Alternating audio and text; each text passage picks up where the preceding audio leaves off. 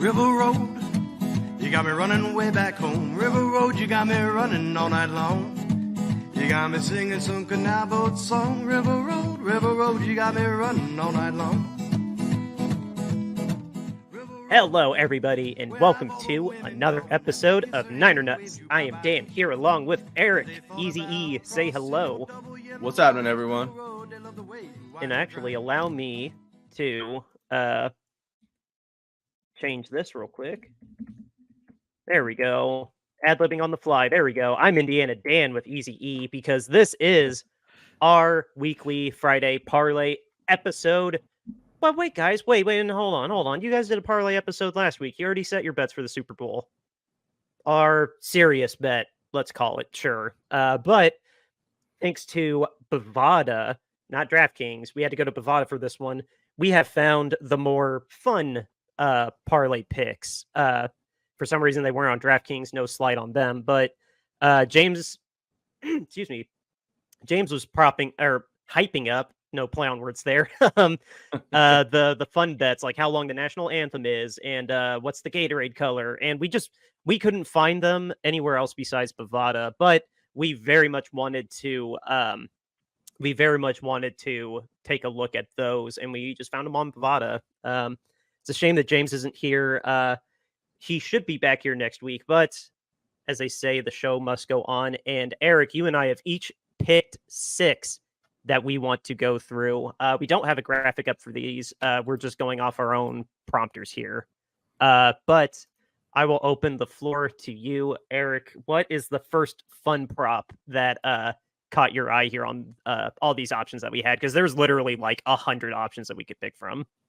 Yeah, there were a bunch. The first one that caught my eye that I thought was just like kind of goofy and mildly entertaining was how many times will the chains be used for measurement? And it's an over-under, so it's either over 1.5 or under 1.5. Over 1.5 is plus 305. Under is minus 455. So, big money. Well, not big money, but good money if you hit the 305 on the over. Not really getting anything if you hit the under. Which one would you pick? Should you pick I would take one? the over. I mean, I would just try for the money on that one. I think, yeah, why not give it a go, see what happens? It's possible that they'll bring out the chains. And I mean, really measuring for 2 first downs in a crucial Super Bowl, I think that the officials might be a little bit more inclined to pull the chains out when it's close than they would in a regular game. And so I think that there's a possibility. Okay, you praising it like that gives me a little bit of food for thought on that, because I saw that one and I was just like, the chains never come out. They come out literally once a game. So that made sense that the line was there. But in a Super Bowl, okay. Interesting. You kind of swayed me a little bit on it. It's not on my ticket, but no, that is interesting food for thought when you put it that way. My first one, how long will it take the McIntyre to sing the national anthem? I took the over on this one, over 90 seconds, and it's not on my ticket, but basically everything that's a song, given the pomp and circumstance of how big it is, and like, I did not do homework on this. I don't know how many people like sped through all of them or took their sweet time. I didn't, but for me, I don't know, just something in my gut says, on my ticket, I just had the national anthem, but for that and Post Malone singing America the Beautiful, I would take the over on those. I can't imagine that they would maintain the integrity of the song for sure, but I can't imagine that they're going to try and like stay in time with it. Like if that's the average time, I mean, if you get what I'm saying, I feel like it's going to be drawn out and a lot of held notes. Yeah, I mean, I would definitely think that for, you know what, I could see that for both of them, really. I mean, yeah, I could see that. I think with how big a deal it is, especially for Post Malone, like if I had to only pick one of them, I would pick Post Malone for dragging it out more, just because McIntyre's been there and she's just more tenured and maybe like it's not quite as big a deal and she would just sing the song. But that's hyper speculation on my part, but gut reaction, both songs are going to take over their respective time. This one was, it's very small. because I have the way I have my screen set up. Yeah. Over, okay, I think it was over 90 seconds, but it says over a minute and ...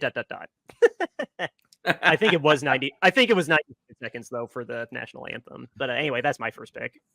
So here, I'll put a twist on this question. Why isn't someone that's more Vegas, like more associated with Vegas, singing the national anthem, right? Like, why is it Reba? Like, that doesn't really make any sense. Like, shouldn't it Somebody be that like, already has a residency? well, yeah, or just that you associate with Vegas. Like, it could have even just been like a Fat Elvis impersonator. I don't really care, but just somebody that just resonates and sings and speaks Vegas. Reba does it. Like, if it was in Texas, if it was in Cowboys Stadium, I could see it being Reba, but just she doesn't speak Vegas to me. Like when they had the Super Bowl in LA, you know, they did the whole Dr. Dre halftime show. That was very LA and very California. Vegas, now we've got Reba, we've got Post Malone. He's from Texas too. Like, it doesn't make any sense. And then Usher is the does Usher scream to you Vegas then? He has a residency in Vegas, I believe. So from that perspective, I guess. But other than that, no. Because if we're talking about residency, didn't oh, apologies if I'm getting the name wrong. Didn't Adele have a residency in Vegas? Or am I confusing her with okay. Because I knew Celine Dion did until she got sick. But yeah, I for some reason, if Adele was doing the national anthem over, like the bar ought to be set at over 2 minutes. Yeah, because she would definitely belt it out and take her time with it, just because her voice is amazing and just we're not worthy. Maybe that's why they didn't book her. It's just we're not worthy. Maybe, I don't know. All right, let me go to my next one. What do I got for my next one here? For my next one here, so I have one that kind of dovetails off of what you were just covering. Mine ties into the national anthem as well. Mine is, will any scoring drive take less time than it takes to sing the national anthem? So a little combination of your over on the national anthem with will it take less time to score than it does to sing the national anthem. So Reba goes, 2 minutes, 13 seconds. Will somebody score in less than that? That's a yes is negative 215 and no is plus 160. If I was betting on this, I would actually take, what would I do? Any scoring drive take? I would take yes. I would think that somebody is going to hit a quick score in this game and pull something out of it and make something happen quickly at some point in time. So while the odds are not as good for the yes bet, with it being negative 215, I would take the yes bet and think that somebody is going to score faster than it takes to sing the national anthem.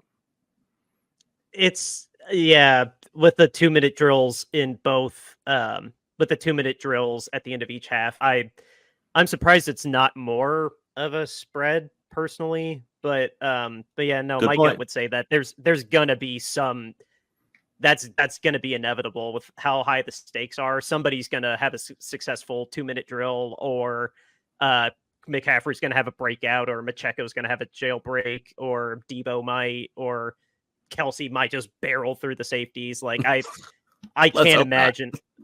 I can't imagine somebody's gonna have a jailbreak or succeed on the 2 minute drill and have a drive in 30 seconds. Like I would take the yes on that.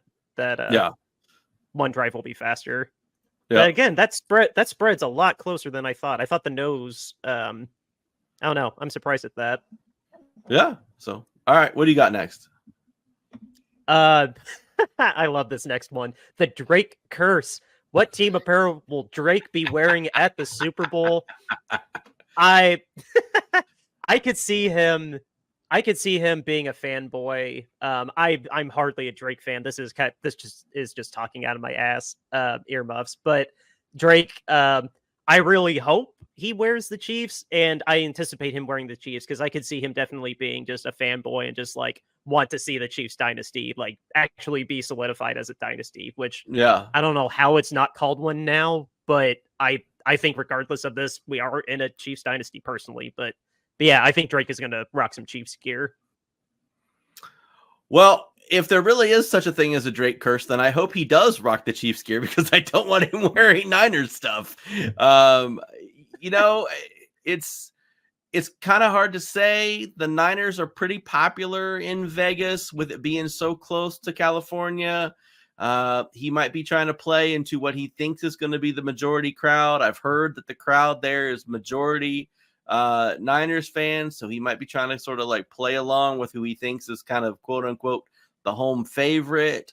I don't know what I would really pick for that. I guess I would just bet with my heart, and I would bet for him to be in Chiefs clothing because I would want him to curse the Chiefs. So that would be how I would bet on that. I agree.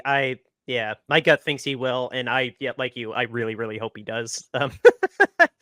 I've seen so many things though that like are Kyle is 6-0 in the playoffs when he's favored, which shocked me because I forgot we weren't favored in the Eagles game last year. And then I don't know. I've seen a bunch of stuff like that, like a simulation that's gotten the last 3 or 4 Super Bowl picks right said that the Niners were going to win, and then this one guy on Twitter, I take him with a grain of salt. He was like, I've picked the Super Bowl winner wrong 6 years in a row, and my gut's telling me the Chiefs are going to win. I'm like, how much can we actually trust you? But okay. Well, if you're always wrong, I mean... Well, then, no, I hope your heart is telling you the Chiefs, and I hope your streak continues. Yeah. Anyway, what's your third pick? The next one I have is a very practical bet, and one that I'm very sad that I can't make on DraftKings, actually. It's longest Super Bowl field goal. It's like, will the record of 54 yards be broken? And that's yes at plus 240 or no at negative 340.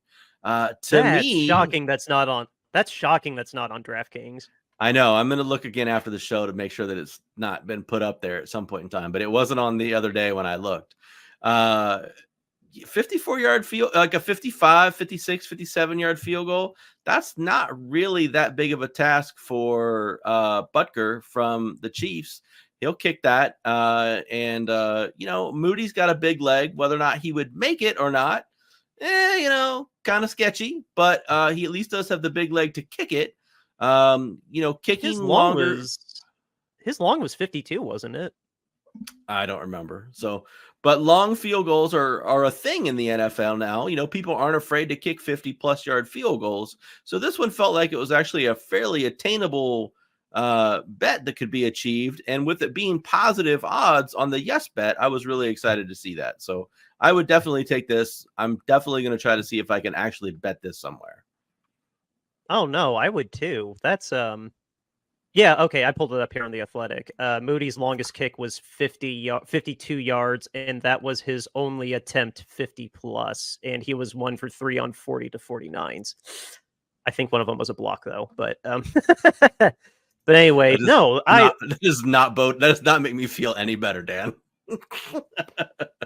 I would definitely take that bet, too.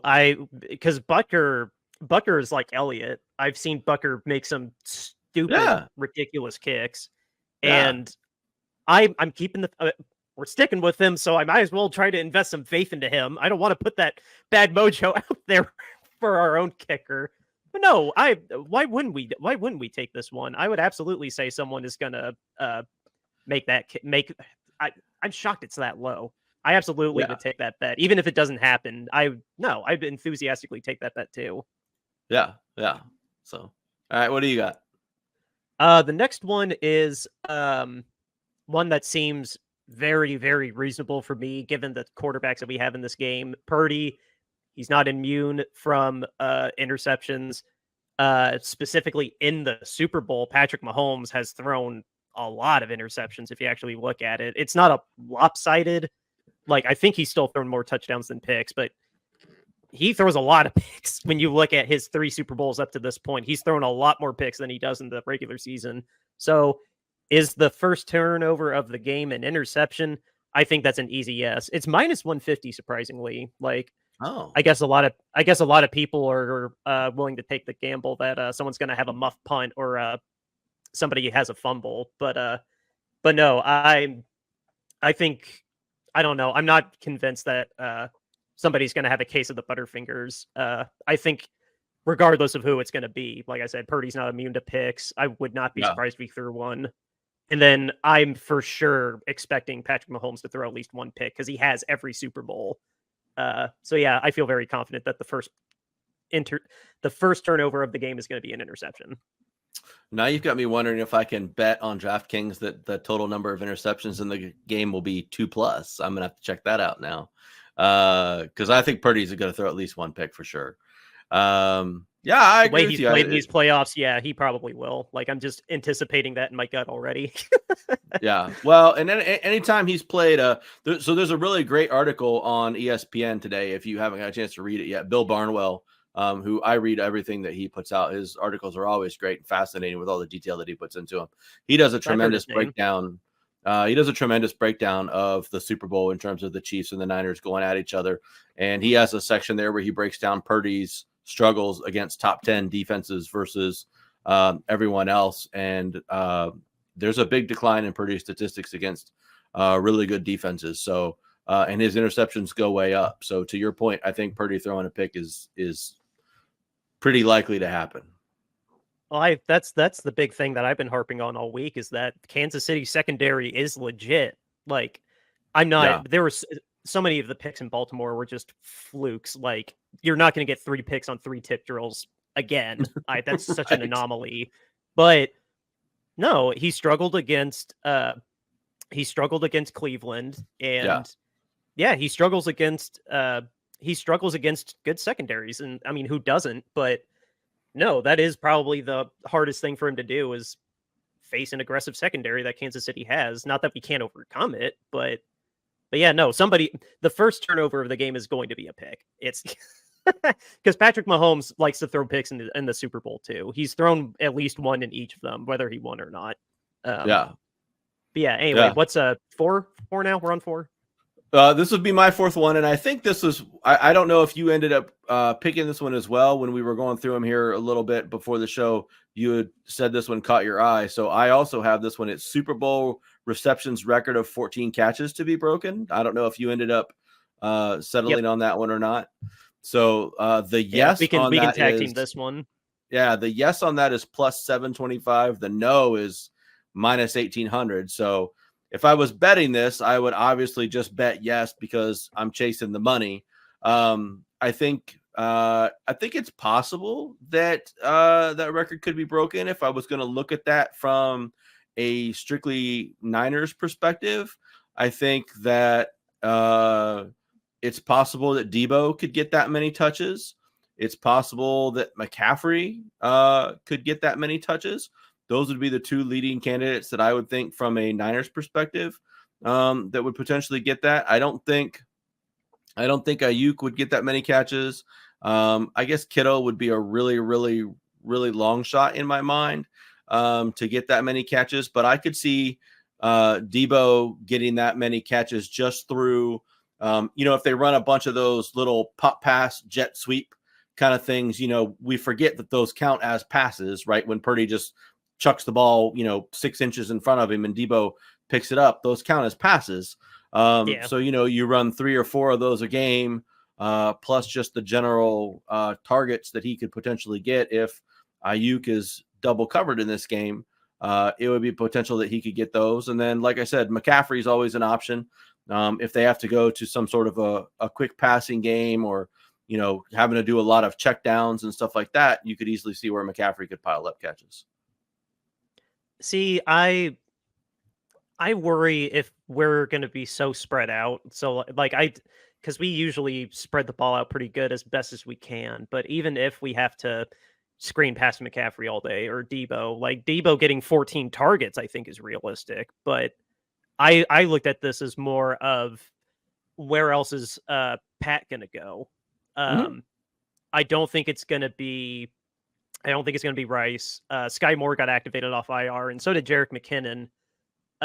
Which I was a little worried when I first saw that. I was like, oh crap, Jerick McKinnon especially ran over us in the Super Bowl. When we had him, we couldn't keep him healthy for 3 years. But anyway. But no, I think just with it just doesn't matter who we put on him. I think we can limit Kelsey's production, but I think with how much volume that he generates just because it is impossible to cover him. It's going to be mitigating his impact that we have to worry about. Like, limit how many catches he turns into first downs. Try our damnedest to try and cover him in the red zone. But in terms of getting peppered with catches, I think this is as big an opportunity for this one to hit as possible. So I would take it for fun. And then we can look back at it as, of course, like, we lost this game because we let Travis Kelce beat us. Like, I don't want it to happen. And if he does catch 14 catches, I'd be shocked if we won personally. But no, I just saw that and I'm just like, I think, I don't know. I believe in our defense enough that I think we could still win with letting him get 14 catches, because that would be a bad sign that is the only person that could get open for Kansas City. That's just not good for any offense when you literally only have one person that you can throw to. I can't dispute that. So do you know who has the record for the most catches in the Super Bowl? Oh, shoot. Rich was just talking about it. It's the Patriots running back. It is. Was it White? James White. Because it was D. Thomas just a couple years before him, because Peyton hit him for like 12 or 13, and then White hit him for 14. That's the record. Yeah. Or is 13 the record? 14 is the record. Okay, I had a brain fart that the 14th catch would be the record. Not okay. Now we're on the same page now. All right, what's your next one? All right. Since we tag teamed that one, I will go up to this one. Just made me laugh. How many times will Roger Goodell be shown on screen? Yeah, I saw that one too. The over/under is 1.5. Okay, so if he's shown more than once, then we're solid. He's going to get shown more than once. It may be twice. It may be 3 times. I wish I saw what the over/under for Taylor Swift was. Unless I just skimmed past it. This is not wasn't very on there. eye friendly. Okay, this isn't very eye friendly with just how white this is. But Roger Goodell getting shown literally twice and you win. Of course I'm going to take that. Plus, it's only minus 150. Like, of course I'd take that one. Yeah, I agree with you on that. I think that's the definite over. I can't imagine that he won't be shown at least twice. Does it say during the game? Because he's obviously going to get shown once after the game, too, because he's going to present the trophy. So, I mean, like, he's going to be there for that. So, I mean, I don't know if that one counts or not, but he's definitely getting shown at least twice during the game. I'm not convinced that this was...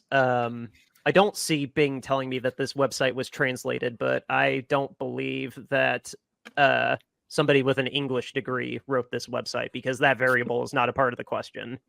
Well, you mean like if Reba was going to be wearing a cowboy or not? Yeah, exactly. I might go back and screen cap that for the thumbnail, because that was so funny. Yeah. Listeners, oh my God. Go to Bovada.com and look for this. Look for this list, guys. I may actually put the link in the show description just so you can find that one question. Will Reba wear a cowboy or not? Yeah. Oh God, I really want to see. I really want to bet that, but I'm not. I can't. It's unfortunate. So, all right. The next one I have is the next one I have. So now this one's kind of a wacky one, but I really just appreciated kind of just the absurdness of this entire bet, to be honest, and thought it was just insane that anybody would cobble anything together and that somebody would actually bet on this kind of thing. So what will be greater? McCaffrey's total receptions, carries, rush yards, and receiving yards in the Super Bowl, or the total of all the bogeys in round 4 of the Waste Management Phoenix Open? Whoa. So I'll give you a minute to digest that. I'll repeat it again for you. What will be greater? McCaffrey's total receptions plus his carries plus his rush yards plus his receiving yards. So if he gets, we'll say 6 his touches and scrimmage yards. Yeah, touches and scrimmage yards. All of that added together, all that smushed into one number, compared to the total of all of the bogeys in round 4 of the Waste Management Phoenix Open. I don't even know what that one is. I have a relative. I'll say I have a relative that is a PGA member, and I'm tempted to ask him what the hell that is. Well, so That's amazing. a bogey is anything that's over par. So like if it's a par 4 hole and you make it in 5, that's a bogey. So that would go down as a 5. So anybody that had a 5 on that hole would get added together. So it would be any number of 5s. But you got to remember, PGA So it's increments of professionals- 5, not increments of 1, right? Well, no, it would be increments of 1 because they could get a 5 or a 6 or a 7 or an 8, however many shots it takes them to get in the hole. Over par would be how many it would be their total score. But you got to remember, like PGA professionals, they don't screw up all that often. So bogeys are fairly rare. It's just that the total is going to be fairly high because most of the time a bogey is going to be either like a 5 or a 6, probably. Mm-hmm. So, it's only going to take, 10 bogeys to add up to like 60 for that. But you got to figure McCaffrey is going to have way more rush yards and way more receiving yards for that. Anyways, the McCaffrey numbers is negative 145. Total bogeys is plus 110. I would take McCaffrey in this instance. I think that he was going to beat the total number of bogeys. So it's okay, but is it the points from the bogeys? That's what I was getting confused at. Is it the points from the bogeys or the actual act that you went bogey, like an increment of 1? It would be well, it's not overly clear, again, because this website, because it just says total bogeys in round 4. I mean, total I would bogeys. take Christian every day. I would take Christian every day then, because alone he's going to have at least 90 rushing yards. Are there going to be 90 bogeys, or are we adding up the increments of 5, 6, 7? Because then that's another question. I think they have to be adding up the increments of bogeys. I don't think it can just be total bogeys because there's only that's going to be like best 6. there's like at best there's like 64 golfers. So I mean, at best you would have maybe 3 bogeys by each golfer. So, that's not really going to be, now you're at like 100-ish bogeys. I mean, but it just doesn't make any sense. So I don't know. I would take McCaffrey and just run with it. I'll take McCaffrey too. That's a really funny one to have on there. I don't know how I missed that. Was that really far down there? Yeah, it's pretty far down. Okay, Jesus Christ, that is so funny. There's a whole area of just like Super Bowl versus other sport bets that are just all random and nonsensical. Oh, here's one. I'll just do a little bonus. No, I'll save that for the end. Because I just want to ask this one, like, to see what you think on this one too. Because full disclosure, I already had like 10. And clearly, I was only about halfway through the list. Yeah, like this stupid towards the end. Yeah. What is an octopus, by the way? I feel if that's a quick answer, what the hell is an octopus? An octopus is when the player scores the touchdown and then also scores the 2-point conversion. Oh, okay. I didn't know that had a term for that. Oh, that's funny. I just heard it for the first time this year. That's not going to happen, but no, that's cool. I did not know that was a term. Okay, here we go. McCaffrey could get an octopus. Okay, here's the cross sport specials. It's a whole. Oh man, we don't have time to go through all these. This is Jesus there's Christ. like 50 of them. Oh, I'm just glancing at a handful of these, and some of these are really funny. I've got another one from that pile when you're ready, so let me know. Okay. I'm going to scroll back up to the serious football related one just so I don't forget it. But anyway, my last real one that I have on my ticket here. What are the primary colors of Reba McEntire's boots? Yeah. Dude, I wasn't picking the favorite one. In fact, I'm going to go back to find this one. Here we go.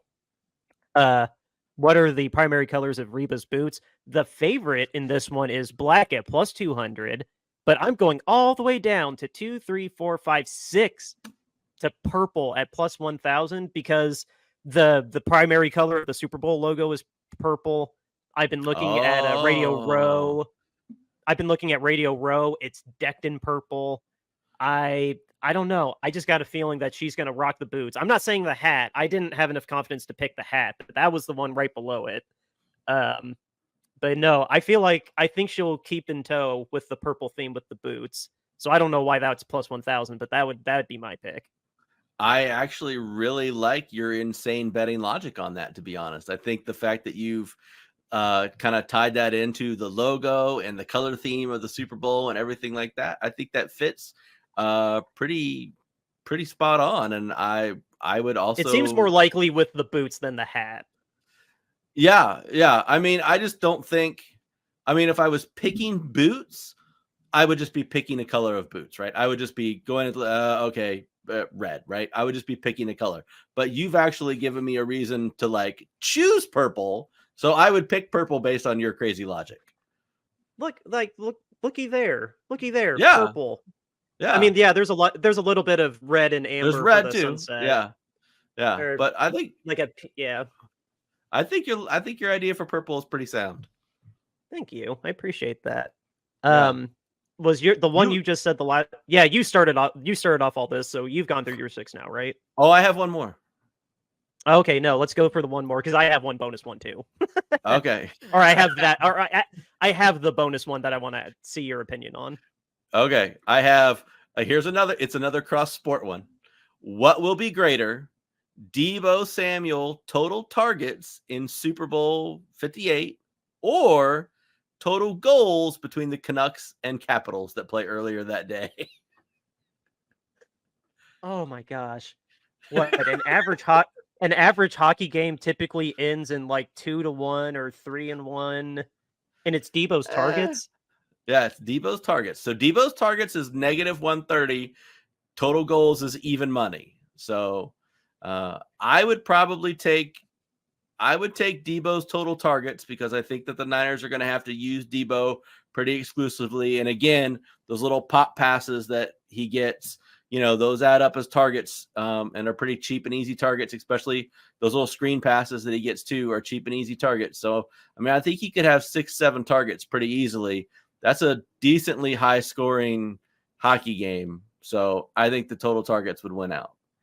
Yeah, Deebo really is kind of the safety net more than like a screen pass to McCaffrey. Not that a screen pass to McCaffrey is not a safety net, but when Brandon's not lucked into one-on-one coverage, Deebo 9 out of 10 times is the second read, and he loves targeting Deebo. I've noticed before in the box score that Deebo routinely has at least 8, 9. I saw one game he had 12 targets. Like Deebo, he really likes targeting Deebo a lot, so I would take that too. Yeah. So that was it for my wacky bets. What's the bonus one you have? Whoop, that was not it. Here we go. I clicked the wrong thing. No, this is genuinely something I think is like fun food for thought. What will be the first enforced penalty of the game? And there's 8 choices, and I really think this is a fun little thought experiment. A false start is number 1 at plus 140. Offsides, encroachment, neutral zone infraction, 290. Holding, plus 130. Okay, so actually that one's first. Pass interference, plus 500. Any personal foul / unsportsmanlike conduct, plus 650. Delay of game, 450. Play the field, plus 475. No penalty enforced in the game, plus 10,000. If we had a penalty-free football game, that would be the most amazing thing on the planet. Dude. What was the one before no penalties at all? Play the field? Play the field was plus 450, then delay of game was 405. Ooh. I would probably... What's going to be the first penalty enforced? It's going to be holding. I kind of think with the noise, does it specify offensive or defensive holding or just holding? It's just the word holding. Then I'm going holding. It's either going to be offensive holding or that bullshit defensive holding call. It's going to be one of those two calls. It's going to be the first penalty. part of me really that's a real. I understand why holding is number one and then false starts number two. Yeah. But I don't know. My gut is screaming at me that somebody's going to jump early because they didn't hear the count, or like either side, neutral zone infraction or offsides. Because it's going to be loud as crap, like especially at the very start of the game. Holding being number one, though, does make total sense. And if holding is the first flag, no, I'm not going to be surprised. But I don't know. Just something in my guts just like pick off sides. Hey, I mean, that's makes a logical choice. I mean, I wouldn't dispute that either. I mean, like you said, with all the crowd noise that it's going to be in there, as loud as it's going to be. That's the only thing I don't know. I don't watch enough Raiders football. Why would you? To know, but I don't know how loud that stadium gets. Like, I don't know, like, acoustically, how well it handles sound and stuff like that. Like, can you really get the crowd noise up in that stadium or not? Like, I'm just not sure. It's enclosed with a glass ceiling, so there's got to be some decent refraction, I would imagine. Would seem like it. Like, And, I mean, like, I know, like, SoFi Stadium, Niners West or whatever they call it. Levi's West. Yeah, Levi's West. Or South. I'm sorry, Levi South. Yeah, I mean, it gets pretty loud when we're there. So, I mean, like, different stadiums have different capabilities like that. Like Kansas City gets really loud, even though it's an open air stadium and stuff like that. So, I just don't know how loud Allegiant Stadium actually gets, but wouldn't be surprised if it's tremendously loud. I know the Niners fans are going to be there and they're going to be loud and they're going to be cheering the team on. And I know I'm going to be loud here in my living room cheering the team on. So, hopefully it all comes together. Yeah, no, it is weird. You can't really make an argument either way, like because or for how loud it'll get, because it doesn't matter if it's open air or not. Because yeah, Kansas City's loud as hell, and then Seattle gets to cheat a little bit because they basically built reverb, like with the way that the dome is like half open, half closed. Yeah. So that's kind of cheating. And they pump in crowd noise. That's true. So yeah, I don't know. Geez. I'm just ready. I'm like, this is it. These podcasts, these last 2 weeks have been tons of fun to do. We've been talking about the game from all different angles and all different ways. And we've certainly covered all the weirdness and the wackiness with this podcast of things that could possibly happen. And now it's time. Now it's game time. Now it's time to settle in this weekend and watch some sports coverage on Friday night and Saturday all day, and then tune into the pregame shows that probably start at 11 or noon on Sunday and watch all the interviews with the players and all the pregame hype and all that stuff and see what shakes out. I just I'm kind of just numb as a fan, I guess, at this point, because I'm so ready for the game to be here. I'm so ready for it to get going. I'm so nervous with anticipation. I'm so scared that the game is going to go poorly and be a blowout and like the Niners aren't going to show up for some reason. I don't know what to think, but I'm going to be ready to watch. And I guess if nothing else, there'll be a bunch of cool commercials. So yeah. Oh my God, that Paramount ad that's already leaked. It was so good. Throw the child. My favorite part is him kissing his head going, "Be brave." Yeah, that commercial is pretty amazing. There's been a bunch of commercials that have already come out. I've been totally not watching them because I don't want to spoil them. Do you think a Deadpool trailer is going to come out? We'll talk movies for just like 2 seconds. Do you think a Deadpool trailer is going to come out? I know it was like anticipated by a lot of people, but I haven't heard anything on it at all. But I'm still hoping that something drops. There'll be a teaser. I'm not putting money on a full like 2.5-3 minute like trailer, but yeah. We'll at least get a teaser. I'd like a 30-second teaser. I think that'll happen. Do you think it'll be a like 30-second teaser that sa's watch Jimmy Kimmel tomorrow night for the full trailer, or watch Good Morning America tomorrow for the full trailer? You think it'll be a teaser that? So they draw eyeballs to ABC? The Red Band trailer will be on Good Morning America. That wouldn't surprise me. I mean, that honestly wouldn't surprise me.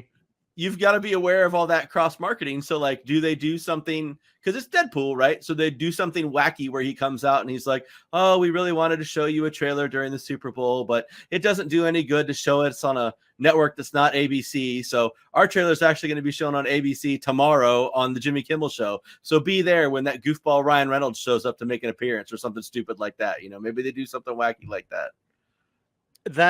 No, you've swayed me to that. Like, yeah, you've swayed me to that, because no, it's not going to do them any good to be on Paramount, because no, that's not owned by them. But so no, I actually really like that idea. I think we will get a little teaser with like the logo that's half Wolverine, half Deadpool, and then full trailer drops. Yeah, Monday night at 11 on Jimmy Kimmel. I could definitely see that happening. I like that idea. Yeah, that would be cool. I would stay up and watch Jimmy Kimmel for that. I like that. But no, just to piggyback on you, like, since this is the last time we'll be on mic before the big game. Yeah. Jesus, man, I'm kind of in that same boat with you. I'm very thankful that we're even in an opportunity to in my conscious lifetime. I know you were you could see the Steve Young Super Bowl. But I've seen them all. I'm not old, Dan. I've seen them all. Sorry, yes, you've seen them all. But well, even better for you. Like, just in my perspective, I mean, I was 2. I didn't get to see Steve Young's, and so for me, I don't know if it even hurts more for you, because you've seen the glory, and now we've hit the 2-game skid. All I've been around for has been these skids, while getting to look at the museum, metaphorically, that was our glory days. And I, as blessed as it is to say that outside of Patriots in Seattle and now Kansas City, like, very few fan bases can even say that they're seeing the 3rd Super Bowl appearance of their lifetime. So like, I'm taking solace in that, and I'm very thankful. I'm very happy for this hat. I'm very happy for that hat. I'm happy for the other one's way up there. But like, I want to be thankful and happy for that, and I will be, for sure, like, after wallowing in sadness for at least a week if we do lose. But it's so exciting too that we have another opportunity, and I really hope that they can get this one, and we can finally say that we made it to the mountaintop again. Like, I know other fans have been in bigger droughts and things like that, but no, like, we're a Niners podcast, and for us, it has been a long time. 30 years has been a very, very long time, and we've had 2 losses in between it too. So it's not like we've just been a Jets fan that just live or a Bills fan that just lives in a state of, oh, well, we're going to lose eventually. Like, we've gotten so goddamn close. Can we just punch it in this time? So I'm going to be praying. I'm going to find some solace that we still have phenomenal coaches in a front office and phenomenal players after the fact. God forbid we lose, but yeah, you bet your ass I'm going to be cheering my head off and hoping just we can finally punch the ticket, lift the curse off of Kyle, shock the world with Purdy, and get all these amazing, not just players, but just amazing people like Fred and Kittle and Trent and Christian. So many players that deserve a ring, and I really want them to have this ring in their legacy now, that absolutely deserve it. It just hit me that, next time we're going to be on mic, James should be with us, and then it'll be our last game recap of the year, and then we're going to our bi-weekly schedule. So the year's already going to be over before the year's over.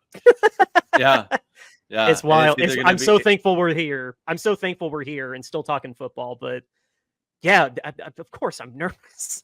I don't know. I'm excited. I'm optimistic, but of course, hopefully we're here Monday talking about a win. Yeah, I hope so too. I mean, it's been great that we've had 4 or whatever it is, 5 weeks of extra football to talk about this season, right? You know, with all the playoffs and everything like that, because this could have been, our season could have ended, a number of weeks ago, and we could have just been sitting here trying to get through the playoffs, talking about stuff and pretending that we care. Right. And ultimately just being disappointed. But like we said, here we are. We're at the big show. We got a lot of guys who are hungry to get that first ring, and who really as Niners fans, we feel that they deserve a chance to have that ring and deserve a chance to have that championship. And we got a lot of guys that are coming back, and this truly has become the revenge tour.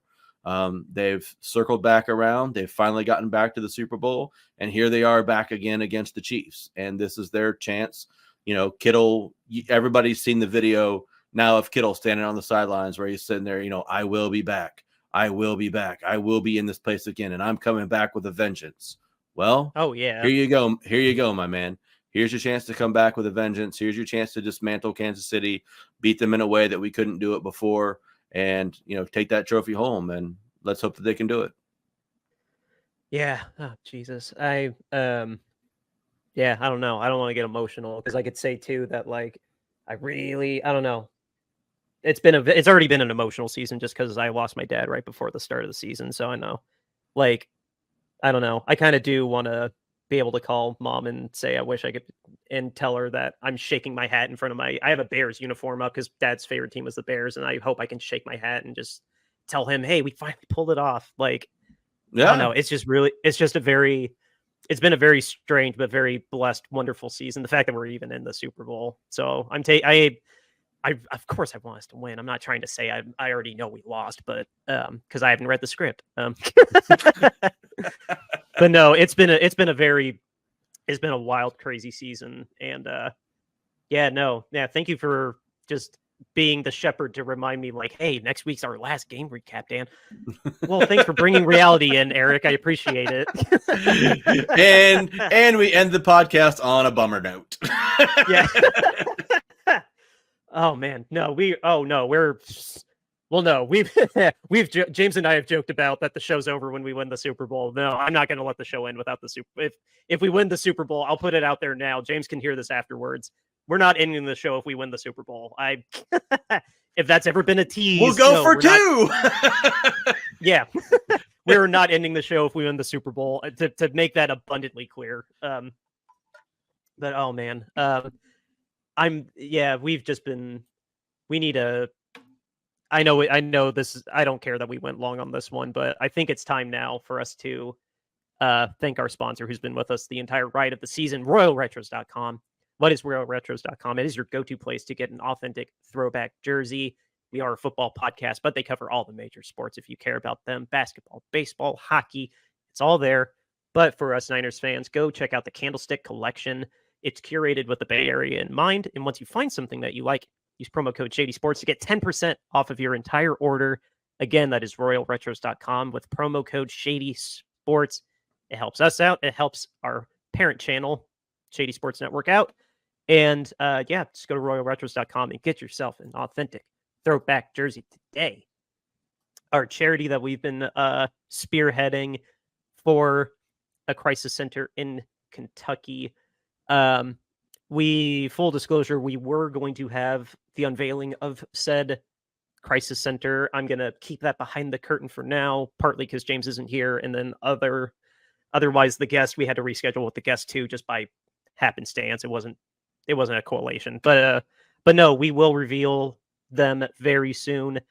Where all your money for these shirts has been going to.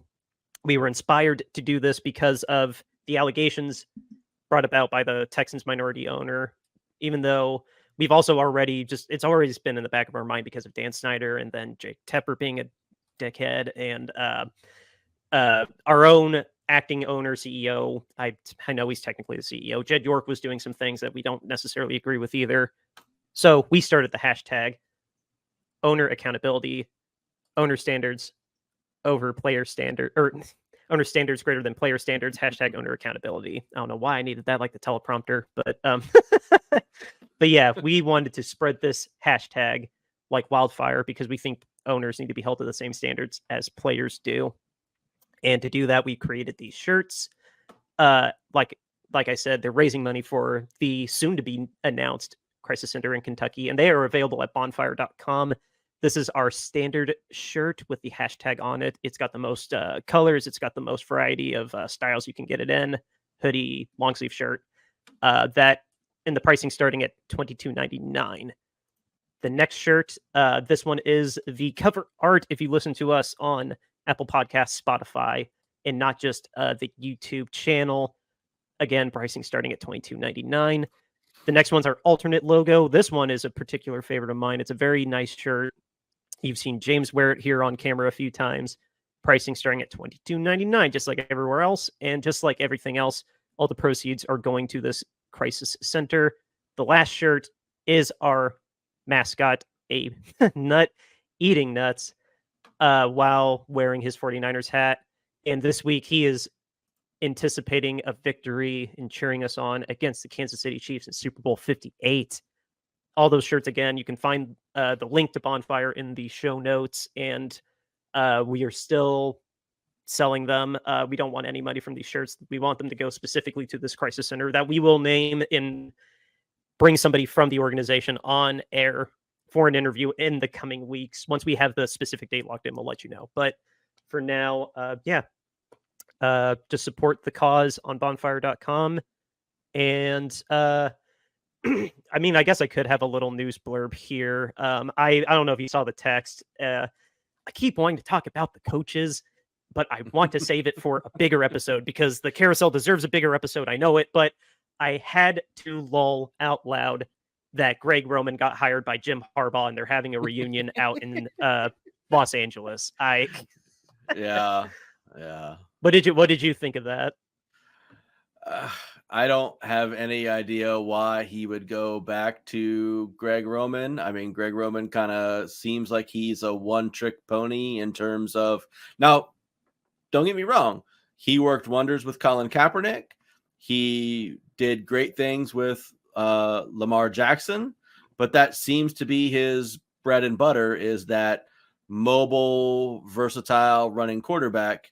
That's not Justin Herbert. And they're paying Justin Herbert a whole truckload of money. So he's not going anywhere anytime soon. So I'm not really sure what the plan is there and how that's going to work out. But if they're going to start running Herbert around like they do Lamar Jackson or Colin Kaepernick, bad things are going to happen for the Chargers. Oh man, every single play seemingly it seemed like was just trips on Madden where everybody just goes on go routes, he drops back and then he runs. Like yeah. At least when he was with Baltimore, that seemed to be the running joke, is that every call is just trips. Yeah. That is not I agree. That's not the right quarterback for a Greg Roman system. It'll be interesting to see how he adapts with a more traditional pocket passer. Yeah, I mean, we won't belabor the point here, but we talked a lot about it in terms of, Purdy being a system quarterback and what makes someone a system quarterback and stuff like that, right? And to me, this just at first blush, giving it 30 seconds of thought here, talking about it, right? This doesn't feel like the right marriage of system and quarterback. When you put those things together, this feels like putting a square peg in a round hole. And I don't really know why anybody would try to attempt this. But, maybe they're smarter than me. I mean, clearly they're coaching professionally for a living, although I don't think Greg Roman was in the league for the last couple of years. So I don't know if Harbaugh called him off the couch or whatever, but he wasn't this year. He got fired last year from Baltimore, not this year. So I think he's only been out this 1 year. Okay. So, I mean, but just at first blush, it just doesn't seem like, again, if you're going to put a system around your quarterback, you would want it to fit your quarterback's skill set that they're good at. And that doesn't seem to be what Greg Roman's coaching pedigree is about. So I don't know. Yeah, no, you nailed it on the head. And also, if I hadn't said it explicitly, welcome back to the league, Jim. The league is a better place with you in it. I'm very happy that you finally found a home with the Chargers. Just good luck beating Patrick Mahomes twice. That's all I can say. You love putting yourself in a position where you're facing a Goliath.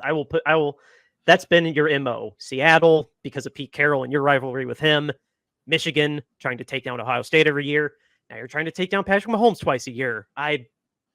Kudos to always wanting to take on the challenge. Just, welcome back and good luck, man. Hopefully you can finally stop the Chargers from charging all over themselves. Seems unlikely. Right. It's been like 2 decades of that. Oh, I know. If a coach can do it though. Yeah. Well, I think with that, this has been an awesome episode. Did you have anything you wanted to say real quick? Bang, bang, Niner gang. Let's go get that win. Bang, bang. Well, guys, outro music is River Road by Justin Muth. Beat the Chiefs. We kick off at 6:30 Eastern time on CBS and Paramount Plus. Let's beat the Chiefs.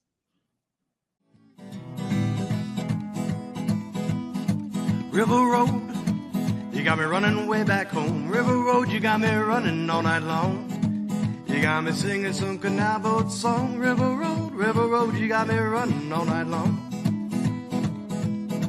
River Road, where have all the women gone? Have they kissed her hand and waved you bye-bye? Have they thought about crossing your double yellow lines? River Road, they love the way you